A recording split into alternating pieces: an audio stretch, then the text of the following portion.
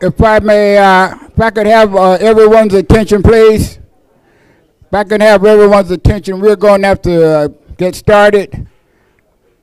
I always like to get started at 12 o'clock on the nose. I know we're running a little late, but those of you in line, if you can keep the conversations down, we've got to get started because of time. Question? Oh, okay. Oh, okay. All right. Now this is a special day, people. All of you people turned out to hear me MC this program. Oh, MC, that didn't come out right. But before we get started, I got a few introductions to make. I'm going to start out with Marvin Green, because he brought, his mother came here all the way from Chicago to be here today. And she said she wanted to hear one of my old jokes that I've repeated so many times. Where's Marvin Green? Where's Marvin? Okay, Marvin, you got a heavy voice. Introduce your mother. Where is she?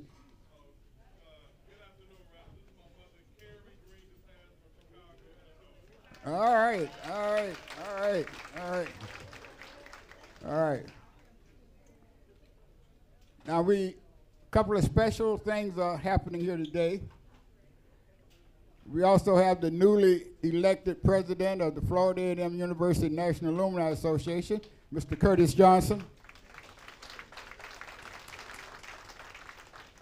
I need to point out that he's the newly elected. He takes office July 1, is that right? On July 1, we're looking forward to that. He's a graduate of the FAMU School of Business and Industry.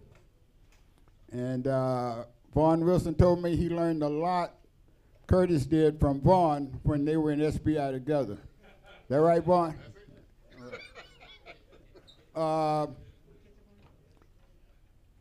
Veronica Wiggins is a very special lady.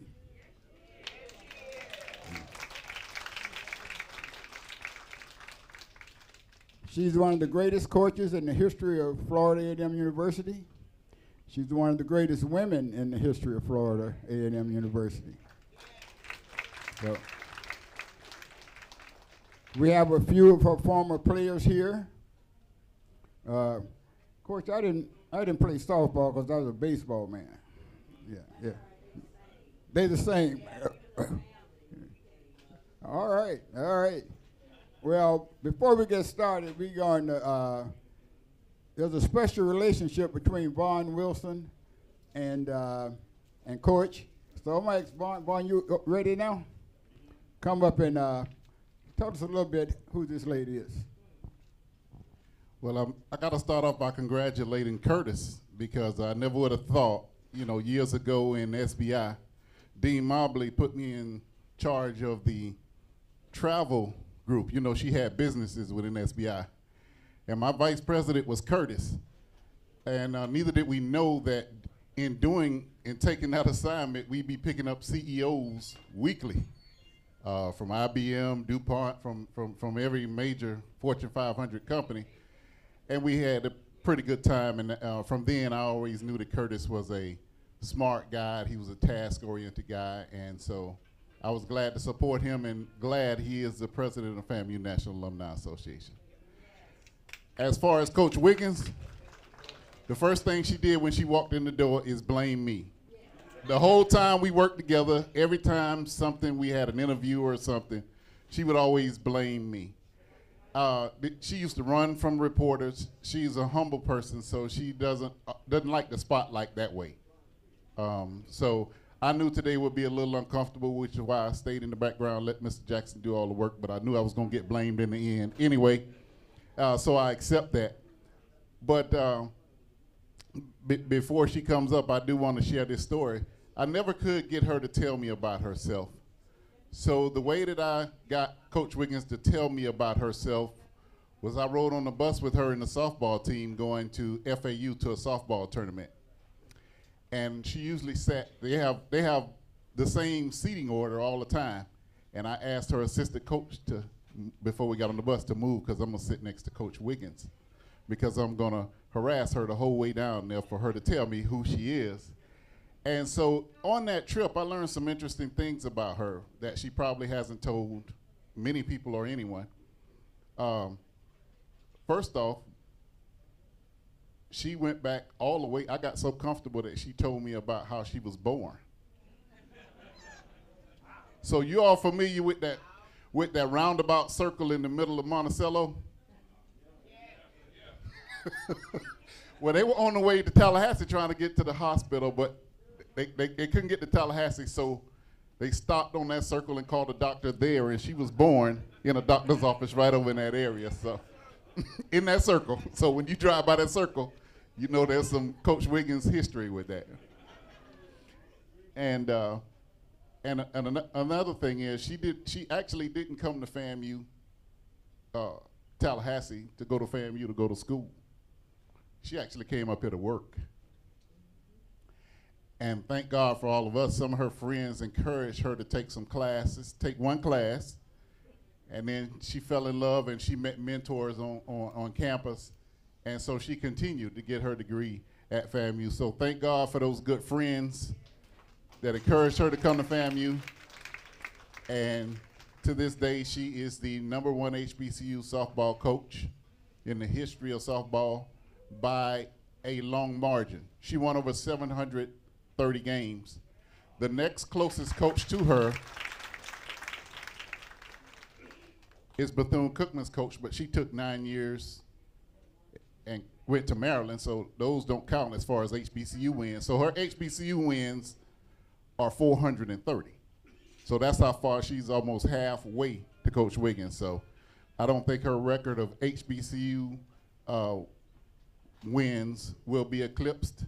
and proud to know her, and so glad that she's here today so that she can get some flowers, because COVID robbed us of doing a good celebration for her.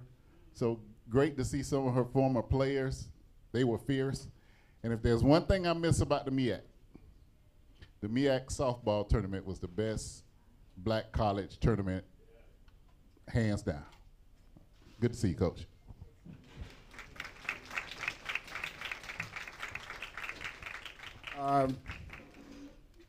There's one person in the room who does not want to be here today, and that's Coach Wiggins. She doesn't like attention. I told her one day, I said, Coach, the 220 Quarterback Club is going to have a fundraising program in your honor. She said, no, it's not. That's the way she speaks, you know. She's abrupt and to the point. No, you ain't going to do that. So, but I have to take a moment, and I'm proud to say, Coach, that the 220 Quarterback Club purchased a $10,000 pitching machine for the softball machine. Yes, your first machine, your first pitching machine. We are first in a lot of things. Yeah. Didn't we do something else? The water sprinkler. We water sprinkler for the field. I see we got two visiting alumni chapter presidents. One from Jackson, Mississippi. Where's the president of Jackson, Mississippi chapter? All right. Hey, and your name, sir? Derek Singleton from Mississippi. What part of Mississippi? That's a great name. Okay, and the Fort Pierce chapter? Derek, you had your hand up? No, I just want to say, I'm in the middle of the flat country. It's flat country. Oh. And my daughter's got 2 degrees Jackson. That's all right. That's all right. You can still eat.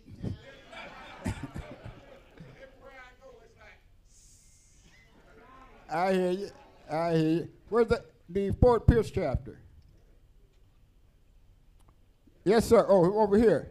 Your name, sir? I'm Jimmy Lang. I'm standing there in the park right now. Oh, okay. Okay, thank you, man. Okay, Vaughn, because some people have to go, I've got we have two. One. Yeah, I heard about the other one. Okay. Coach, we have one presentation for you that I want to kind of do that now. And we have another one, but it's not quite ready, so we'll do that one later. We wanted to buy Coach a rocking chair, but I wanted one that we could paint orange and green. I have a painter right there in my house who's very good at that. So we couldn't find the kind of rocking chair we wanted. They were either too expensive or they were already painted. And then she told me about Sam's had this lounge, folding lounge chair, but fam, you already own it. We didn't have to paint it. So, of course, on behalf of the 220 Quarterback Club, we want to present you with this FAMU lounging chair so you can relax and watch TV and enjoy your retirement. Yeah, all right. Okay, thank you.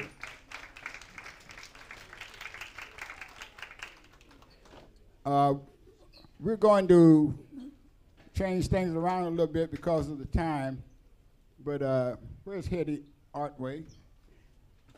This is one of Tallahassee's business ladies.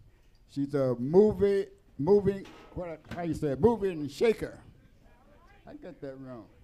It's hard to turn 80, Artway. Mover and a shaker in this community. I heard about her for many years. I've read about her, all of her accomplishments and achievements. I did not know she played softball when she was a student at FAMU. Just like a lot of people don't know I played football. Yeah. So it is a real honor to have Hetty Otway here today to say a few words about Coach. Miss Otway. Hi everyone, I'm Heidi Otway, and I'm a 1992 graduate of the Florida A&M University. I went to high school in Miami at Carroll City, and I literally started playing softball when I was 7 years old. And I played all the way through high school, and when I got ready to graduate, I had to apply to Howard University, and I applied to Florida A&M University. And FAMU responded almost immediately, gave me a full ride, and I knew I wanted to play softball, so I reached out to my coach and I said, Coach, I want to continue playing softball at the collegiate level. And he said, you need to talk to Coach Ronnie. I said, Coach Ronnie? And he's like, yeah, you got to talk to Coach Ronnie. He says, actually, I'm going to reach out to her for you. So my coach reached out to Coach Ronnie, and within like 2 weeks, I got a letter from the dean of the journalism school saying, you're the kind of student we want to have at FAMU, so come on. So I got that. And then I heard from Coach Ronnie. And I came to Florida A&M.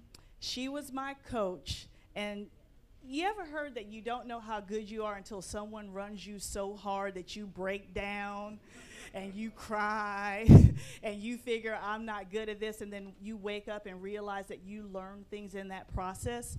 That was Coach Ronnie for me. She ran me hard because she saw something in me that I didn't even know that I had. And what I appreciated most about Coach Ronnie is she didn't just tell me what to do. I mean, I'm 18 years old, and she's out there running with me, showing me what to do. And I have a good example of this. She put me in the outfield because she said, you got speed, you got these long legs and long arms, and you can catch a ball. So she would literally run me like this, you know, like you do in football, and she says, now, Heidi, I need you to put your hand out and catch the ball. And I couldn't get it. I mean, it's getting dark. We really didn't have lights out there on the field. And she said, let me show you. And she got down like this. She had the glove in her hand. And she says, do it like this. And literally, my 18-year-old self, Coach, I don't know how old you are now. I don't know how old you were then. But she did that thing. And she says, I want you to repeat what I just did. And so they hit the ball. I did it. And I don't know how I did it, y'all, but I was like Superwoman.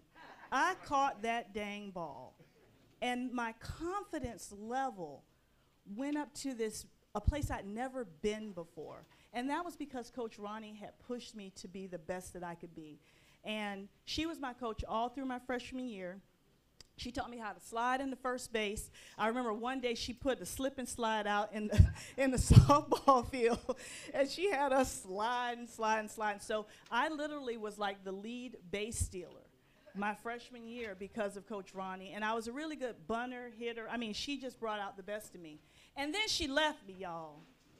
She left me, and they brought in another coach my sophomore year and my junior year, and I played under them, but I still had Ronnie because she would come out and support us, and I still had that foundation, you know what I mean, that she instilled in me. And so my senior year, she came back as the head coach, but unfortunately, I could not play because I was on a 4-year academic scholarship. I had no money, and I had to graduate on time. So I couldn't play softball, or I would have had to play, stay another semester. So the one thing that I take away from all of my experiences with Coach Ronnie is right now I own a company, a public relations firm here in Tallahassee. And you know, you always hear about companies that say they treat their employees like family, right? I don't follow that. I treat my employees like a team, and I'm their coach. And I run them hard the way Coach Ronnie ran me. And I also lead by example. So if they don't know how to do something, I will get in there and do it with them the way Coach Ronnie taught me how to hit and how to slide and how to steal bases. And my firm is flourishing, it's doing well, and I'm not gonna cry, Coach, but you instilled in me how to be a leader by your example, because you always look back and reflect on what you learned. And I learned so much from you, and I owe some of my success to you being my coach, and I love you. So thank you so much.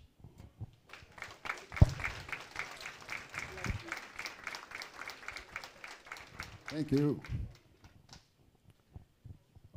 Okay, next, another former player, April Lynn, is here. April?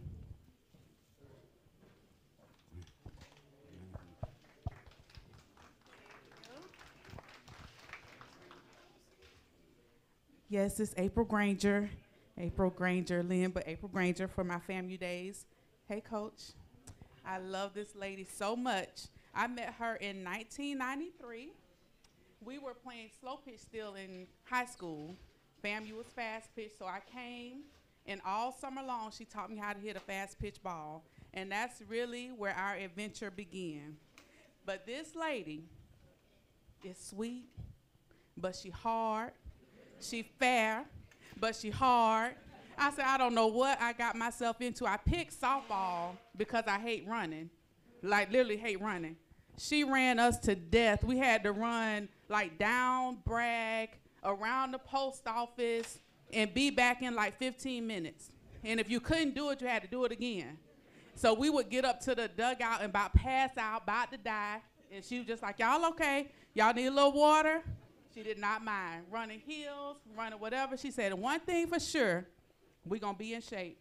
If we don't win, we're going to be in shape. But we actually did win. We were a pretty good team. We won a lot. But she gave us the drive to run through a wall for her. She taught us what it meant to be a rattlerette. One time we went to, I think, North Carolina, way up North Carolina on a bus. One of our players just decided she was going to be growner than Coach Wiggins. She didn't want to move when Coach Wiggins said move. She didn't want to come in the game when Coach Wiggins said come in the game. I said, this ain't going to end well. So at the end of the game, we went all the way out to outfield to talk in a little huddle. So Coach Wiggins is just talking. She was like, yeah, we're going to do this. You did good. Take off my clothes. You're done. Like she kicked her off out of town. So the girl had to ride all the way back on the bus off the team. But Coach Wiggins was fair, but she was hard. And we really just loved her to death. So I enjoyed you. And what turned into a coach became a family. And what turned into a family became love. And I love her to death. And she is everything I ever wanted. She gave me everything I needed to succeed and push myself more and more and more. I am a she said, tell you what to do. So I am also a business owner. I'm a financial advisor here. So I do retirement planning, life insurance, disability, long-term care, the full gamut. So I also am able to give back to people just as much as she gave to me. So we always want more and more and more for our people and our friends, our family. So that's what I do. And I am her financial consultant. She called me. I actually introduced her. I told her when I started 7 years ago, I said, I'm a financial advisor, just letting you know. But when she retired, I was the first person she called. So that is awesome. That is just a lot of love.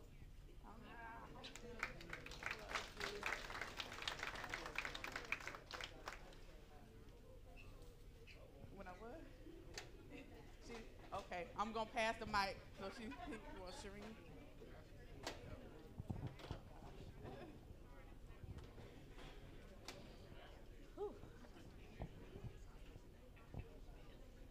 Good afternoon. I brought my napkin just in case I get a little teary-eyed. I'm a firm believer in giving people their flowers and celebrating them while they're here. Therefore, I am so honored to stand before you all today to share with you my gratitude for Coach Wiggins. I'm also speaking on behalf of my sister, who currently resides in California, and she also played under the leadership of Coach Wiggins. When I think of Coach Wiggins, I can't help but to think about a softball cheer that we used to say, we used to sing, and it really solidifies what she has done for me. It goes a little something like this. Mama, mama, can't you see what Coach Wiggins done to me? She took me out my blue jeans, got me wearing orange and green. Mama, mama, can't you see what Coach Wiggins done to me? She took me out my hometown, got me winning all around. Mama, mama, can't you see what Coach Wiggins done to me? Standing tall and looking good, ought to be in Hollywood. This chant is so true. Not only did we play some good ball, but we matured on and off the field, and our parents were able to see a positive difference in us. In 1999, I left my hometown, Sacramento, California, at the age of 18 to pursue my education as a student athlete at the Florida Agricultural and Mechanical University. Coach Wiggins welcomed me with open arms. I remember my freshman year, I was so homesick. And for my birthday, she made me my favorite, homemade mac and cheese. If she wasn't the coach to build positive relationships with her teammates, she would not have ever known. Whew. Coach Wiggins wasn't just a coach, she was our mentor, always giving us pep talks and encouraging words. She was a great leader. She was like my second mother and sometimes my nurse. I remember traveling to Miami for a tournament and I was starting to get sick. Once we arrived to Miami, Coach Wiggins went to the store. She stuck a peppermint in a lemon and said, "Suck on this." Me being from California, I'm like, you know, we don't do that home remedy. I never heard of that before. But I listened, and the next day, I felt so much better. Coach Wiggins believed in our athletic abilities and was not afraid to show others what we were capable of doing. Although we were a predominantly black softball team, we played against some of the best PWI schools in the United States, from Florida State, FIU, to Georgia Southern, the University of Florida, and so many more. We were the underdogs, and teams thought that they could dominate us, but they didn't. It was because of Coach Wiggins that we were confident and competed with the best of the best. Coach Wiggins was a coach who enforced academic excellence. She encouraged all of us to give our all on and off the field. On a lighter note, to this day, when I think about Coach Wiggins, there are three things that come to mind. One, there was a song that she would sing no matter the day, the type of weather, or the season. She would sing this song while we were at practice. My teammates, my FAMU sisters probably know. And it went a little something like this. "Merry Christmas, baby. You sure been good to me. Santa came down the chimney." What time? 3:30. We would be tired, we would be stressed, we would be, working, but that made us all laugh. Number two, we cannot forget about the infamous pose. Those who know Coach Wiggins know that she had a famous pose every time she took pictures, and it went like this. So when you're taking pictures with her today, you will see that pose. And lastly, we can't forget about her favorite word in the whole wide world, food. So I just wanted to say, Coach Wiggins, I appreciate you. I can write a book about, how good you've been to my family and I. I love you, and we will always appreciate you. We love you.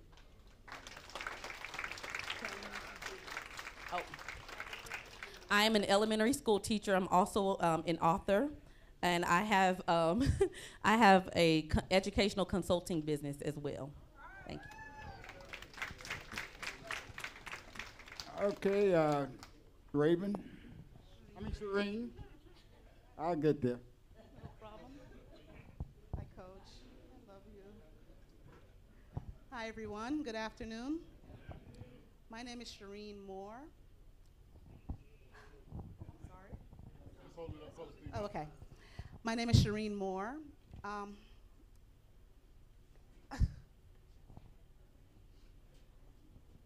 was 18 years old and married. And Coach came and got me from Miami Jackson Senior High School. She have been a force in my life. She taught me so many life lessons. She gave me a scholarship, 4 years, full ride. I worked my tail off. But she never once said, "You are not worthy." And that's what I loved about her. She encouraged me. She taught me so many life lessons. I would not be who I am or what I am today without her. I've been through so much with her. I've been through so much overall, but she has been there and stuck with me the entire time. I know a lot of people may just look at her and say, she's just a coach. No. Are you kidding? She is like a mother to me. She has been there, driven me all of my life. Now, many people have this, I guess, persona of a coach. And Coach has not been that type of persona. She has gone above and beyond for all of her athletes, all of her students, all of her, everyone that comes on this team. We're a family. We grow together. We work hard together. We do whatever it takes to get the job done. As a matter of fact, I have that same demeanor about myself with my family, with friends, with whomever I come into contact with. She drove us. I mean, she just makes us more of a person that you want to get to know. You know, she makes us more of a valuable member of society. She has just gone above and beyond as a coach. I have never had that experience until I got here. Never. I've always been the type of person that just look at people and wonder, okay, where did you come from? And not have to have this type of person in your life. Come on. She has been more than enough. I don't know what I would do or not do without her in my life. Coach, if I don't say it enough, I love you. You're like my mother. And there's no takeaway from that at all. Thank you.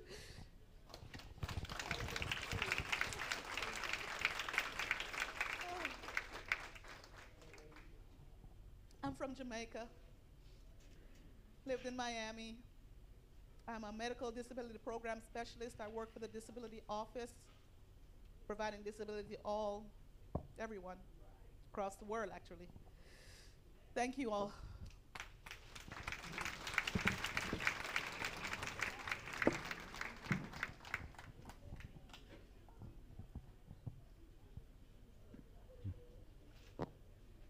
Coach, I haven't choked up so much since I was honored at a dinner. I know just how they felt. We have a colleague here. When he told me he was coming, I didn't tell him I was going to ask him to say anything, but he said you've always been one of his favorite people. So Marvin, if you would come up and say a few words about Coach, please. Marvin Green.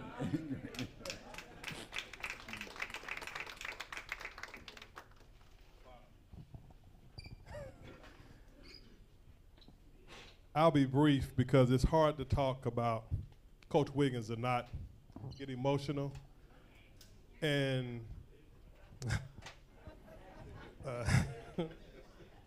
and I say that because even with my mother here, when you leave, I came from Chicago as an 18-year-old, and I told her I wasn't coming back. I said, I like this weather a lot better than Chicago weather, right? And I was able and fortunate enough to begin my career at FAMU working with Bob Carroll in intramurals. Colonel Joe was one of my first bosses as well in student activities. But as you get older, you need different people in your life at a different time to give you just that thing that kind of keeps you on point, keeps you headed in the right direction. And Coach was always that. To me, one of several things. She's a friend, a mom, she's a coach, she's a marriage counselor. Because she gives it to you the right way. When you come to her and you're talking to her, she's going to give it back to you straight. And that's what happens. A lot of times people have people around them that'll say what they want to hear, not what they need to hear. That's not Coach. You know, and so she always props you up when you need to be propped up, but she'll put you in your place when you need to be put in place. And I think one of the things, when I worked in campus recreation, my office sat on the north side of the building, excuse me. And I think the testament of who Coach Wiggins is at about 3 o'clock, when those girls come out to the field, I don't think Coach comes out to the field until about 3:45. But you would not know that Coach wasn't there. That's lit like a well-oiled machine. To see a team going through their cadence and their repertoire speaks more. They talk about a leader. It says more about a leader when they're not there. And to me, when I saw that every day, being in the office every day, I see those girls hit the field, they just kind of had a regimen. And it always said, she's planted something in them. And even when, as times went on, and I think the statute of limitations is up, so I can probably say this, because there was a time when we were having this issue about, you know, what freshmen could do versus what the upperclassmen could do, et cetera. But Coach she was serious about that. Like, oh, this isn't it ain't the H word. This is what you have to do and go through the protocols when you're on the FAMU softball team, period. And the thing about it is when you see the freshmen doing what they have to do, you see the upperclassmen being leaders, it speaks about the type of person she is and the type of program that she runs. And even as I hear her today, as all of these young ladies finish talking, and Heidi is young too, because Heidi and I, we came to school together, so yes. But even as you hear her at the end, she kept saying, tell them what you do. Tell them what you do. That's because she's proud of the women that she's created, not the softball players she's created. So in closing, I'll just say, and I have to say this because she knows it, Coach, left the university a little earlier than she probably wanted to, kind of dealing with her situation now. And I was seeing her husband a lot. You know, Wiggins and I go back, and he was coaching my son in baseball. And so this is somebody literally, I call her, she calls right back. She calls me, I call right back. It's no ifs, ands, or buts. And when I started talking to Wiggins about, hey, tell Coach to give me a call, I left her a message. You know, she's not going to text you. That's not her thing. But she'll at least call you back. And when she wasn't calling back, I was starting to take it personal. I'm like, dang, Coach, it's me. Like, I know you called me back. And when she eventually caught up with me, somebody else told me, she said, I couldn't talk to you, Marvin. I couldn't talk to you at the time. And it just said so much about our relationship. And, once we did catch up, we caught up, and it's been great. I'm so glad to see her. And like Vaughn said, what COVID has done, what you're doing as well, but we have to give people their flowers while they're living. And that's why I'm so glad to hear this, because this is almost the things you would hear at a repast, right? But no, these are things that we should be able to say to people why they're here, why they're able to enjoy them. And Coach, I love you. You know I love you. Eddie, thanks so much for the opportunity. Because of the time, I'm going to make a change. Mr. President, well, you effectively be President July 1. So instead of having a question and answer session, I just want you to say a few words about the coach. Thank you. Thank you so much, Mr. Jackson. Hello, 220 Quarterback Club. How we doing today? Fantastic. It is great to be back on the highest of 7 hills. I'm hailing today from Fort Pierce, Florida. Born and raised there, back in town for the National Convention. Coach, it is such an honor to be here today to witness this. I come from the same ilk and graduated in '92. And what I heard your players talk about to you is what lives in me today. Not you, but many others on this campus, many are in this room right now, poured into my life as a young man on this campus. I didn't play girls softball. They did not let me walk on the football team, and they doggone sure didn't put me on the basketball team.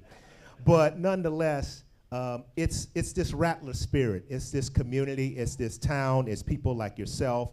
It's people in the audience that I know that nurtured me as a young man on this campus of Heights of Seven Hills. And it does me a great honor to be here today to witness this, to acknowledge your greatness. And you're right, Marvin, to have your roses, to see them, to smell them, to touch them. And this is recorded, so we can go home and replay this again. So they will go on and live on and on and on forever. That's the great thing about technology. But Rattlers, I'm proud to be here this weekend. We're going to have a great convention. Hopefully many of you are registered. I look forward to representing you and having a dialogue with you about the National Alumni Association. We are going to do great things with the National Alumni Association. Colonel Gregory Clark has put us on a great trajectory. My goal and mission is to build upon that. There are going to be some great things that we're going to do as the National Alumni Association. We have a great leadership team. I'm surrounded by some great ladies that have passion for the university, much like I do. But some of the things that we're going to have to do is advocate for our university. I'm an elected official. I run a city of 48,000 people. I understand what advocacy is. I deal with it each and every day, fighting for my city to get funds. So we've got to fight for the university. That's the kind of vigor I'll bring here. I'm also a person of inclusion. Everyone is welcome in the National Alumni Association. I don't care if you just walked across the stage 5 minutes ago or you've been in this association for over 80 plus years.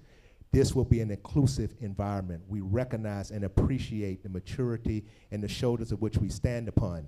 We're going to get more people, our younger people, involved with the National Alumni Association because we need them to grow. We're going to grow to 10,000 active, paid, dues-paying members. We've got over 80,000 graduates. We're going to go to 10,000 active members in the National Alumni Association.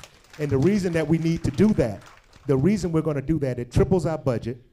It sends a signal to our advocacy people on the top of the hill. There's a magic thing about legislators when they hear 10,000 people paying money to an association. Doors begin to open and they want to listen and they understand. Trust me, I'm a politician. I understand that stuff.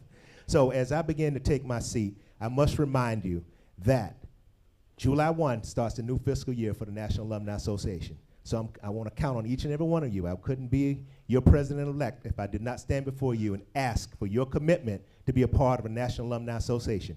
July 1 starts that timetable. So not only will we have life members, but I want to ask and encourage to find yourself under this umbrella I'm calling One FAMU. It's One FAMU, and that's all we have, and that's what we must fight for. You can be a part of the softball team, the baseball team, football team, that's all great, but it's still FAMU. And it's One FAMU that we're all fighting for, and we're going to move forward with it. So I want to thank you, Mr. Jackson, for having me today. And Coach, congratulations and all the blessings to you.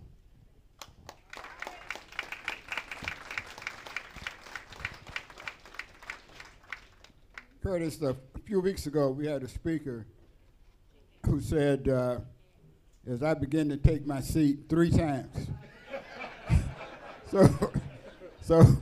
So you only said it once, and I appreciate that.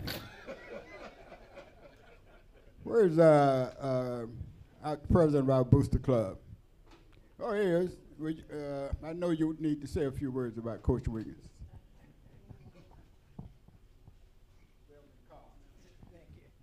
Hello, everyone. Coach Wiggins, congratulations.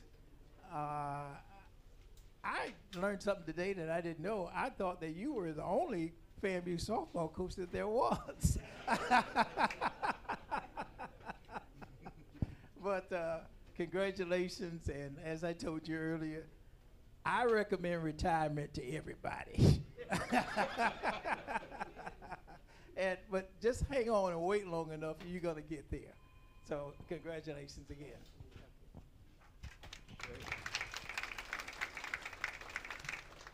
Colonel Joe, you have a guest. Can I have a few words from the Vice President of our booster organization, Colonel Joe? Yes, sir.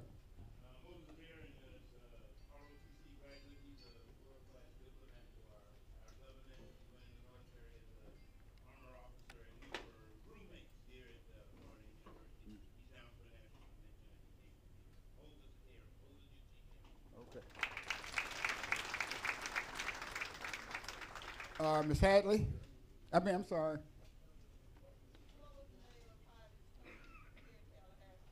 I didn't hear the question. No, it's,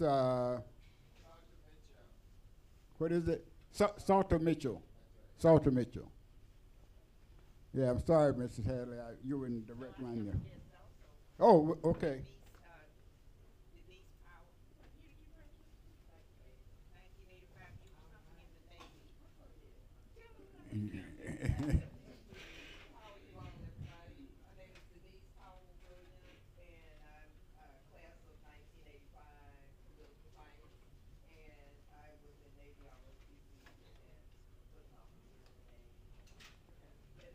Yes. Okay, all right. Curtis, you have a guest? I have to do this or I won't be able to go home. So I'd like to introduce my guest. This is Dr. Angela Brathwaite, my significant other. I've been slowly indoctrinating her into the FAMU culture and the way of life. I captured her when I lived on the West Coast. I lived in Phoenix, Arizona, so we met out in Arizona, California area, and we've been traveling the world together, and now she's back with me in Fort Pierce, and she's an associate member of the Florida University National Alumni Association. So she graduated from a couple other schools we won't name, USC and University of North Carolina, Chapel. Well, okay, never mind. Yeah, Curtis, we have a rule about saying where our children or our spouses, went to school. And so I never mentioned after my daughter finished FAMU that she went to University of Miami Medical School and did her residency at Johns Hopkins. We don't permit those things. Oh, and Ms. Hadley can vouch, my grandson made the highest score in the 8th grade regional competition in science and will be on his way to the national in Orlando next week. Okay, well, all right. The hour has come, Coach. I want to say one thing I was so impressed with what Marvin said, the way your coach, the team followed their procedures even though you were not there. Because when sometimes Coach Gaither was late coming to practice because of a press conference. And on the field, the coaches sometimes was out there just kind of fooling around with the players. But Coach had this big Lincoln. And when that Lincoln turned the corner, one of the coaches would holler, "Here come the Lincoln." And you would never know. Once Coach took Coach a long time to get on the field. Once he got there, man, they were just like your softball team.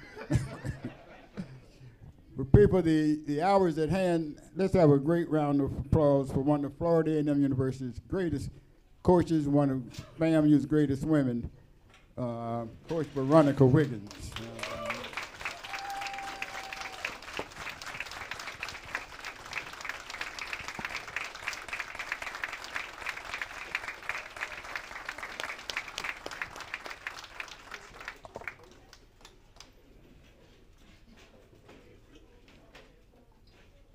First of all, I would like to say thank you for this honor, and I'm really humbled. And you just don't know what this means to me, that to have my athletes up here and speak volume. I've always been involved with the 220 Club. I think when I first started, Mr. Jackson got sick of me begging for his help till they just couldn't turn away anymore, and they decided to help the softball team, and we've been a family with the 220 Club ever since. But first I want to talk about the young ladies that God put in my life. See, my softball program was run by the man above. I just was obedient, and they knew that I was about the Father, and they knew how I felt. But dealing with the Father, it's called the fruit of the Spirit. It's about your character.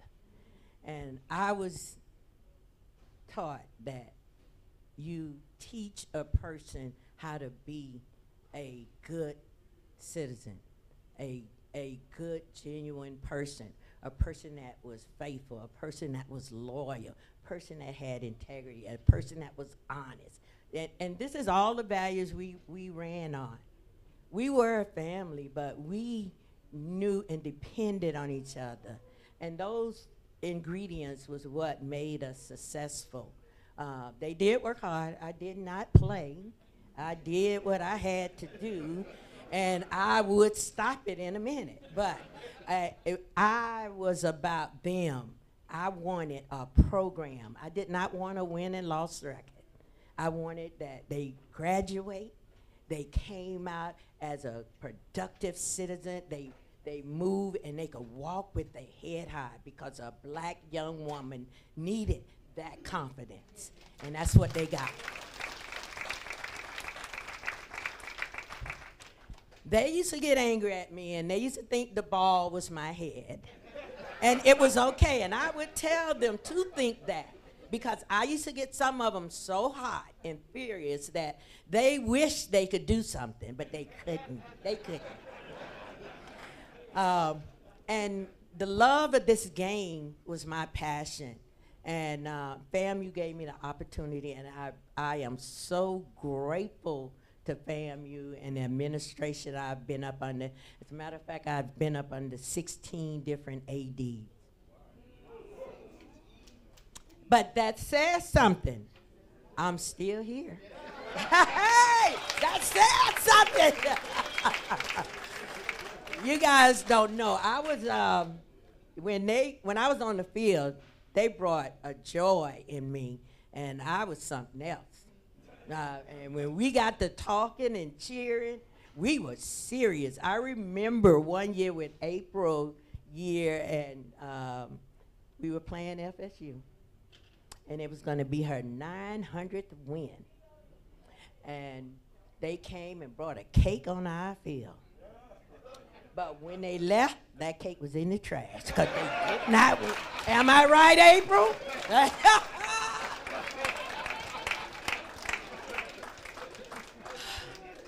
But no, my trophy and my legacy is the young lady. I have over probably 10 doctors. I have a general surgeon. I have a pediatric that lead the department. We have over 20 lawyers. We have engineers. These are women. Yeah. And as a matter of fact, one young lady came just to congratulate me, and she is an occupational therapist, and she has her own business. That's what I'm proud of, and that's my trophy, because they bought into FAMU. Everybody had to learn the alma mater.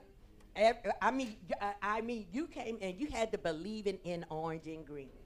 There was a poem that Willie Brown wrote for us, and everybody that was a freshman had to read it.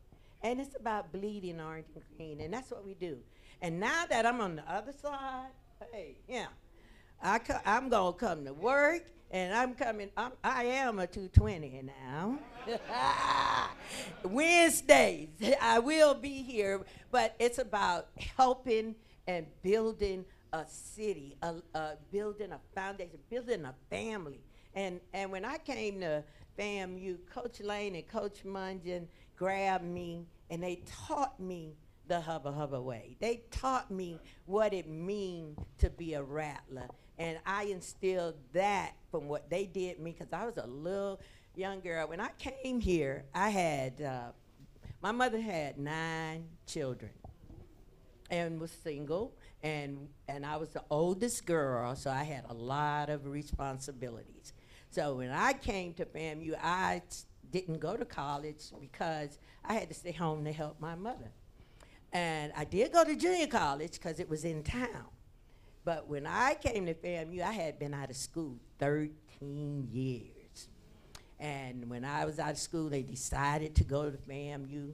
and Vaughn was tested, and I took one class, and when I took that one class, everything changed, and I was hungry for an education, and I came and volunteered on the softball team, and when I volunteered, it just brought out my joy, and I finished doing what I do. I started coaching, and I wanted to show the young ladies, you had to get an education. You have to be a productive citizen. You have to know how to love and give back. You have to be there for others. Stop thinking about yourself and think about others, and that's what they do.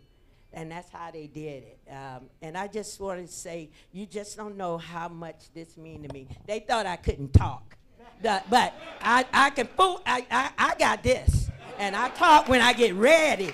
They want me to do a interview here and an interview there, but I wasn't about the interviews. I was about these young ladies. They get the recognition because it's hard going out there in the dirt and the hot sun, in the cold and the rain, and not get that recognition. It wasn't about me. All I was doing, just managing, just kept order. But they did all the work, and God sent me the best athletes there were.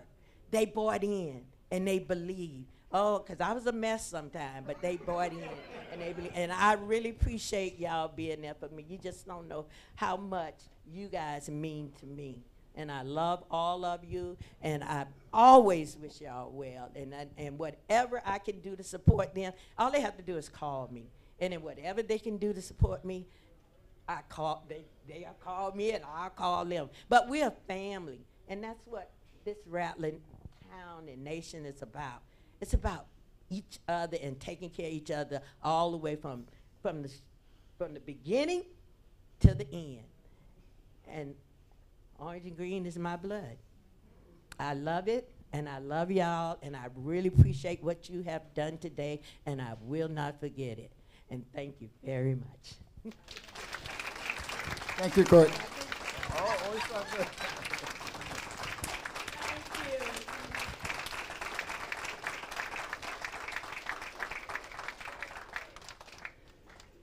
Next time you hesitate about giving to support these teams, when you see the impact that coaches have on the lives of these students, you can see it's more than worth it. And along with that, we're going to try to make the summer a lot more interesting before football season starts. So, where's Vaughn? Can next week, we expect to have the head football coach of Albany State University here. They are our first home game opponents. And we got some other people on that level involved with football scheduled for the rest of the summer. So save your money and prepare to come. I thought I saw Jerry wave her hand. Yes, ma'am. Oh, Coach, would you introduce your family, please?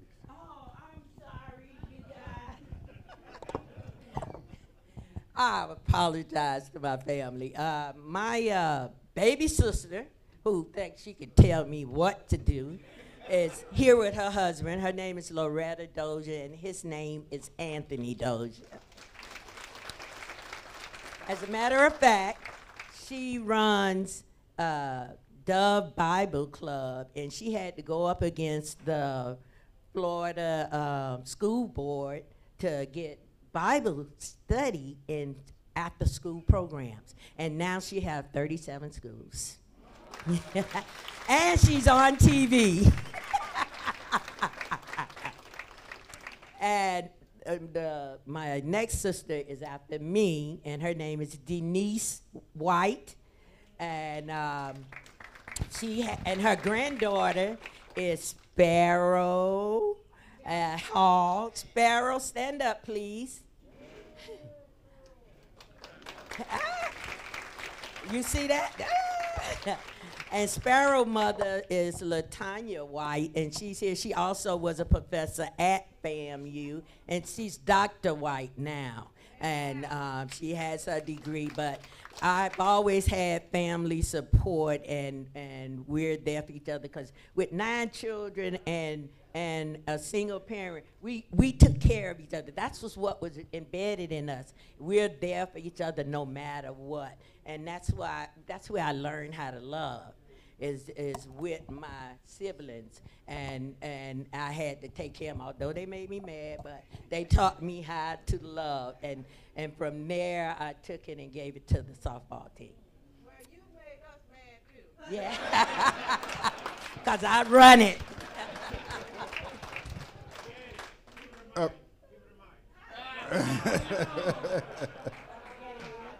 You want to say something? No. Oh, okay. Okay. Walter Spencer, you have a guest, don't you? Who do you have with you? All right, welcome, Leonard. Anybody else with a guest?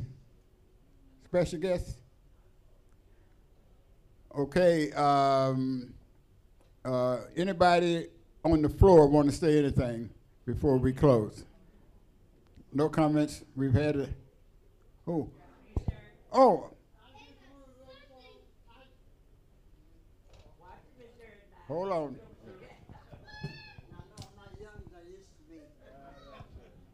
I just want to say that my niece, Tashayla Irvis, their softball team won 5 championships in a row. Four championship. And now my niece, her sister, Michaela Irvis, is a sophomore here at FAMU. She's on the softball team also. Fantastic. Thank you, Shirley. Yes, Vaughn. You gotta get Coach Wiggins to tell about why she recruited sisters and how many sisters she recruited. Oh, okay. I've had 15 sets of siblings under me. And I'm telling you, the baby always was the best. This is one of the babies. The baby studied their bigger sister while they were playing, and when they got to be able to play, they was a student of the game. And I have enjoyed every minute.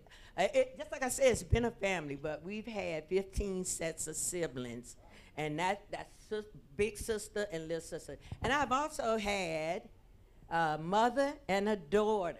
And the mother graduated, and her daughter played for me and graduated. Yes, both of them played for me.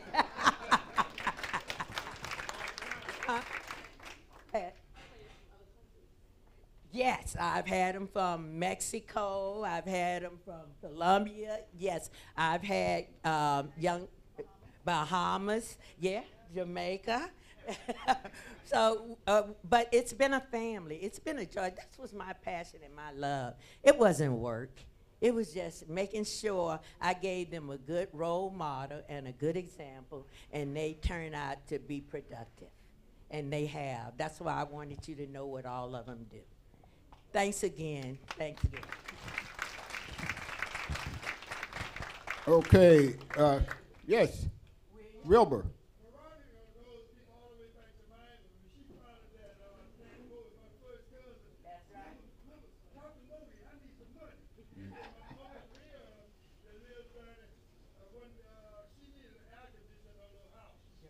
Mm-hmm.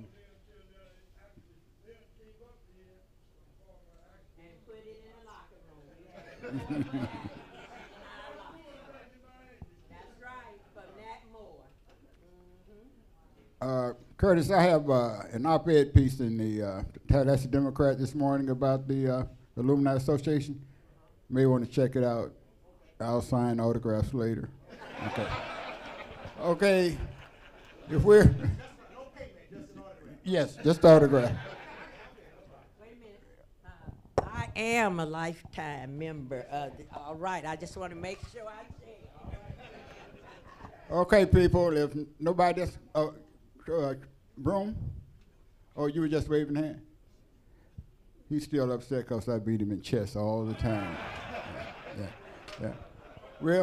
We'll see everybody next week, Albany State head football coach. Okay.